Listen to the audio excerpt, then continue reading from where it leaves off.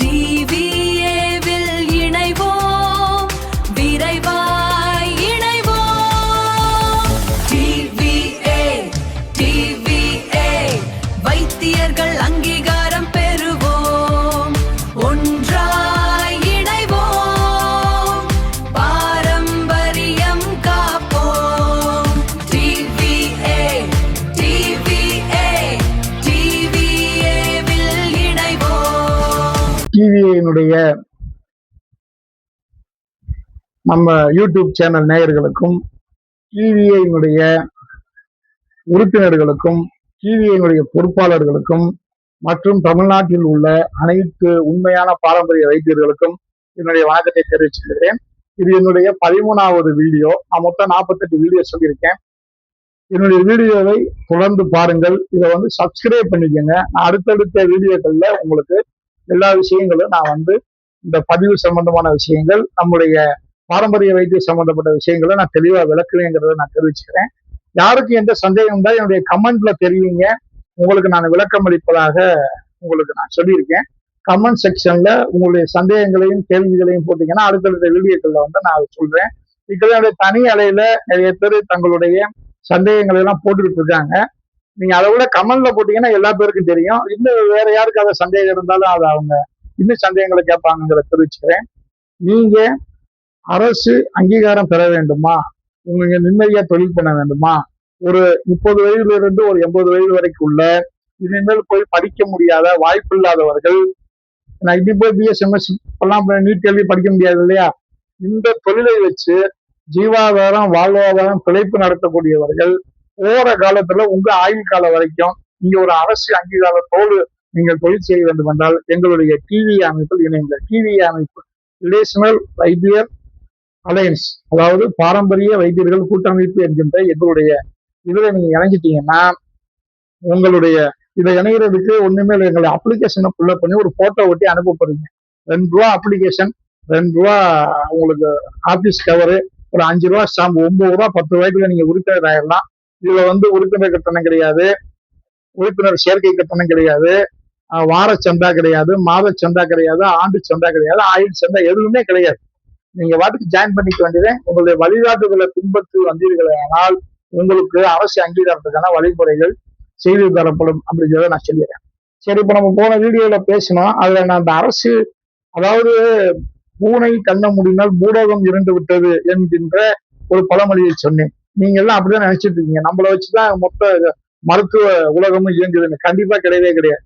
ஏன்னா இப்ப ஆங்கில மருத்துவர்களையும் ஆங்கில மருத்துவமனைகளையும் கூட நாங்க தெரியாதுன்னு சொல்லி பாரம்பரிய மருத்துவர்களை சில பேர் பேசிட்டு இருக்கிறாங்க, நம்மளுக்கே நல்லா தெரியும். அதே மாதிரி பட்டாதாரி பாரம்பரிய மருத்துவர்கள் பிஏஎம்எஸ், பிஎஸ்எம்எஸ், பிஹெச்எம்எஸ் இவங்களுக்கெல்லாம் ஒண்ணுமே தெரியாது, நாங்க சிலபஸ் தயார் பண்ணி கொடுப்போம், நாங்க எங்க முன்னோர்கள் தான் பண்ணி கொடுத்தாங்க அப்படிலாம் பேசிட்டு இருக்கீங்க. அப்படிலாம் கிடையாது. அவங்க கஷ்டப்பட்டு படிச்சுட்டு வர்றாங்க, நிறைய செமிஸ்டர் எழுதிட்டு வர்றாங்கன்னு நான் சொல்லியிருக்கேன். அந்த செமிஸ்டர்லாம் உங்களால எழுத முடியாதுன்னு நான் சொல்லியிருக்கேன். இது உங்களுக்கு தெரிஞ்ச விஷயம் கொஞ்சோன்னு, அவ்வளவுதான். அந்த கொஞ்சோன்னு விஷயத்த வச்சு நீங்க பொழப்பு நடத்துறீங்க, அவ்வளவுதான்.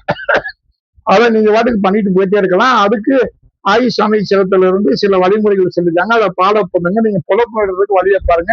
டெய்லி ஏதாவது சம்பாதிக்கிறீங்க, பொழப்பு நடத்துறீங்க, ஓகே ரைட். இதுக்கு உதாரணம் சொல்றேன் கேளுங்க. இன்னைக்கு நம்முடைய மருத்துவமனைகள் இருக்கு, அதாவது அரசு மருத்துவமனைகள் இருக்கு. நம்ம மதுரையில ராஜாஜி அரசு மருத்துவமனை இருக்கு, திண்டுக்கல் மருத்துவக் கல்லூரி மருத்துவமனை இருக்கு, திண்டுக்கல்ல தலைமை மருத்துவமனை இருக்கு, சென்னையில ஸ்டான்லி இருக்கு. இதெல்லாம் நீங்க போய் பாத்தீங்கன்னா இதெல்லாம் நிறைய பேர் அரசு மருத்துவமனைகளை சரியா கவனிப்பு இல்லை, சரியா பராமரிப்பு இல்லைன்னு பேசக்கூடியவங்க பொதுமக்களே நிறைய இருக்கிறாங்க. அந்த பக்கம் போகாம தனியார் மருத்துவமனைகள், காப்பீட்டு அட்டைகள், இப்படி ட்ரீட்மெண்ட்டுக்கு போயிடறாங்க. நீங்க உள்ள போய் பார்க்கணும். அங்க அதிநவீன கருவிகள், அதே மாதிரி அதாவது சர்வதேச தரத்துல இயங்கிட்டு இருக்குது. மதுரை ராஜாஜி மருத்துவமனை நீங்க உள்ள போய் பாருங்க. ஒவ்வொரு செக்ஷனும் திறமை மிகு மருத்துவர்கள் இருக்காங்க, திறமை மிகு மருத்துவர்கள் உள்ள இருக்காங்க, பெரிய பெரிய நிபுணர்கள் உள்ள இருக்காங்க வைத்தியம் பார்க்கறதுக்கு, பெரிய பெரிய ப்ரொஃபஸர்கள் உள்ள இருக்கிறாங்க வைத்தியம் பார்க்கறதுக்கு. அதே மாதிரி அவங்க ரொம்ப நீட்டா வச்சிருக்காங்க, சுத்தமா வச்சிருக்கிறாங்க. முந்தைய மாதிரி எல்லாம் கிடையாது. நீங்க நம்ம கக்கன் படுத்திருக்கும் போது எம்ஜிஆர் பார்த்தாருன்னு ஒரு கதையெல்லாம் சொல்லிட்டு இருப்பாங்க. அந்த கக்கன் பாய் விரிச்சு படுத்திருந்தாரு, அப்பெல்லாம் கிடையாது. இப்ப பெட் வசதி, ஃபேன் வசதி எல்லாமே உங்களுக்கு சர்வதேச தரத்துல இருக்கு. அதாவது நம்ம தனியாருக்கு ஈக்குவல் கூட சொல்ல முடியாது. சர்வதேச தரத்துல வந்து அரசு மருத்துவமனையில் நீங்க இயங்கிட்டு இருக்க திண்டுக்கல் அரசு மருத்துவமனை, அந்த பிரசவ பிரிவுலாம் போய் பாருங்க, அவ்வளவு நீட்டா இருக்கும், கிளீன் பண்ணிட்டே இருப்பாங்க. எப்படி நம்முடைய பிரைவேட் மருத்துவமனையில கிளீனிங் நடக்குதோ அது மாதிரியான செவிலியர்களுடைய பணி, துப்புரவு தொழிலாளருடைய பணிலாம் மிக சிறப்பா இருக்கு. அவ்வளவு தூரம் அவங்க ஆஸ்பத்திரியை வச்சிருக்காங்க. அது வந்து அரசு மருத்துவமனைகள் அந்த அளவுக்கு இயங்கிட்டு இருக்கு. அதுவும் இல்லாம 50 ஆண்டுகளுக்கு முன்னாடி எங்க ஊரு இப்ப நத்தம் மருத்துவமனை தான் பாத்தீங்கன்னா வந்து நத்தம் மருத்துவமனை எல்லாம் பாத்தீங்கன்னா எப்படி இருக்குன்னு கேட்டீங்கன்னா இது பிஹெச் ஆரம்ப சுகாதார நிலையமா இருந்துச்சு. அதெல்லாம் தலைமை மருத்துவமனையா மாறிடுச்சு. தலைமை மருத்துவமனை வச்சு மாவட்ட தலைமை மருத்துவமனை, இது வந்து தாலுகா வட்டார தலைமை மருத்துவமனை மாறிடுச்சு.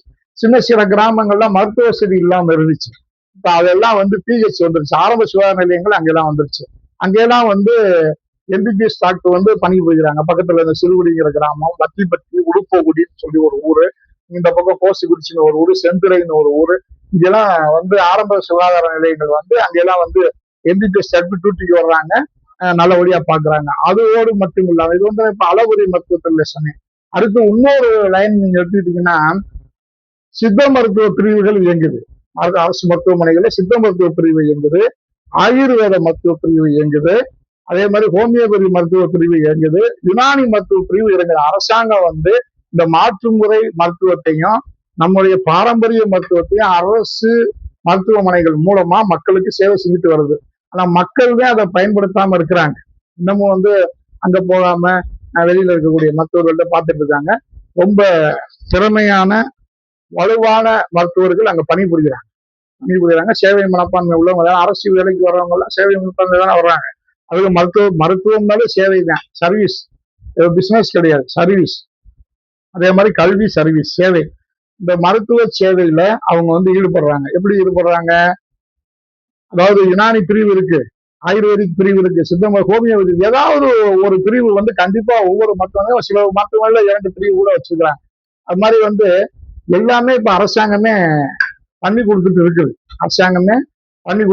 இப்ப இந்த மாதிரியான ஒரு கால சூழ்நிலை போகும்போது உங்களுடைய தேவை குறைஞ்சிருச்சு. பாரம்பரிய மருத்துவர்கள் இருக்கீங்க இல்லையா, உங்களுடைய தேவை குறைஞ்சிருச்சுங்கிறதுதான் உண்மையான விஷயம். அதை விட்டுட்டு வந்து நாங்கதான் வந்து மொத்த மருத்துவத்துறையுமே எங்க கையில இருக்குங்கிற மாதிரி பேசுறது தவறான கருத்துங்கிறத தெளிவா தெரிவிச்சேன். ஏன்னா அந்த அளவுக்கு எல்லாமே மேம்பட்டுச்சு. அப்ப அன்னைக்கு ஒருத்தர் சொல்றாரு, 1960, 50 வந்து நாங்க தான் வைத்தியர்கள், நீங்க தான் வைத்தியர்கள், யாரும் இல்லைன்னு சொன்னது. ஆனா இன்னைக்கு வந்து காலங்கள் மாற மாற மருத்துவ வசதிகள் வந்து அரசே வந்து நிறைய மருத்துவமனைகளை வந்து அதிகப்படுத்தி நிறைய மருத்துவ வசதிகள் கொண்டு வந்துட்டாங்களே. அதே மாதிரி ஒருத்தருக்கு எலும்பு முறிவு இருப்பது, ஆக்சிடென்ட் இருப்பது, 108 வருது, தூக்கிட்டு போது அளவுரி மருத்துவம் தானே காப்பாத்துறாங்க. அந்த மாதிரி அதே மாதிரி இன்னைக்கு வந்து எல்லாம் கொடுப்பா தின்னு பூரா எங்க வந்தாலும் ஹார்ட் அட்டாக், இந்த காத்து பிளாக். இதை வந்து இப்ப உடனடியா சரி பண்றது அளவுரி மருத்துவம் தானே பண்ண முடியும். நீங்க கொடுக்குற சூரணத்திலையும் ஒரு பொடியிலையும் சரி பண்ண முடியுமா? அது பிளாக் ஃபுல் ஆயிரும், வந்துடும், ஆக்சிஜன் வைக்கணும், அவருக்கு வந்து ஆஞ்சியோ பண்ணணும், இன்சிடென்டா வந்து ஒரு ஸ்டென்ட் வைக்கணும், அல்லது ஓப்பன் சர்ஜரி பண்ணணும். என்ன செய்ய முடியும்? அப்பதான் உயிரை காப்பாற்ற முடியும். அதை விட்டுட்டு நாங்க தான் எல்லாமே பண்ணுவோம், எங்கள்கிட்ட சிரிங்கி பருப்பம் இருக்கு, சிரிங்கியை வந்து தடை பண்ணிட்டாங்க, அதனால பண்ண முடியாம போயிடுச்சு. எமர்ஜென்சிக்கு ஆங்கில மருத்துவம் தான் தேவைப்படும். ஆங்கில மருத்துவத்தை வச்சு நீங்க போய் மருத்துவமனைகள்ல போய் ஒரு நாளைக்கு உட்காந்து பாருங்க, எவ்வளவு பேரு காப்பாற்றப்படுகிறார்கள், மருத்துவமனை அளவழி மருத்துவர்கள் காப்பாற்றுறாங்கிறத பாருங்க. பாத்தீங்கன்னா உங்களுக்கு தெரியும். அது இல்லாம நாங்க பண்ணிடுவோம், அவங்க கைவிட்ட கேஸ் நாங்க பாக்குறோம், அப்படிலாம் கிடையவே கிடையாது. இதெல்லாம் தவறான கருத்து. இதெல்லாம் நீங்க மாத்துங்க. உங்களை வந்து அந்த சில தலைவர்கள், சங்கவாதிகள் உங்களை தவறாக வழி நடத்துகிறார்கள் என்னுடைய கருத்து. தவறாக வழி நடத்துகிறார்கள், விவரம் இல்லாம அவங்க சொல்லிட்டு இருக்காங்க, நீங்களும் கேட்டுக்கிட்டு இருக்கீங்க. அவங்க பெரிய வீரவசனம் பேசுற மாதிரி பேசிட்டு இருப்பாங்க. அதெல்லாம் கிடையவே கிடையாது. அரசு மருத்துவமனைகள் தரமான முறையில இயங்கிட்டு இருக்கு. அதுவும் இல்லை, அடுத்து வந்து தனியார் மருத்துவமனையில காப்பீட்டு திட்டம் கொண்டு வந்துட்டாங்க. முதலமைச்சர் காப்பீடு திட்டம் இருக்கு, பிரதமர் காப்பீடு திட்டம் இருக்கு. அது போக காப்பீட்டு நிறுவனங்கள் தான் வழங்குது. அது மூலமா போய் அவங்க வந்து தனியார் மருத்துவமனைகள்லையும் ஒரு உயர்தர வசதியானதை ஒரு ஏழை மக்களும் இன்னைக்கு பயனடையக்கூடிய அளவுக்கு வந்து அரசு கொண்டு வந்துருச்சுங்கிறத தெரிவிச்சுக்கிறேன். வீடியோ நிறுத்திட்டே போறதுனால அடுத்த வீடியோவோட மீடியை பேசுவோம் என்பதை தெரிவித்துக் கொள்கிறேன். நன்றி, வணக்கம். சப்ஸ்கிரைப் பண்ணாதவங்க அவசியம் சப்ஸ்கிரைப் பண்ணுங்க. இது வந்து இப்போ வந்து நமக்கு 13வது வீடியோ, அடுத்து 14வது வீடியோட சந்திப்பு கேட்டுக்கிறேன். நன்றி, வணக்கம். இந்த வீடியோ உங்களுக்கு பிடித்திருந்தால் லைக் பண்ணுங்க, எங்களுக்கு சப்போர்ட்டா இருக்க ஷேர் பண்ணுங்க, எங்க வீடியோவை தொடர்ந்து பார்க்க சப்ஸ்கிரைப் பண்ணுங்க.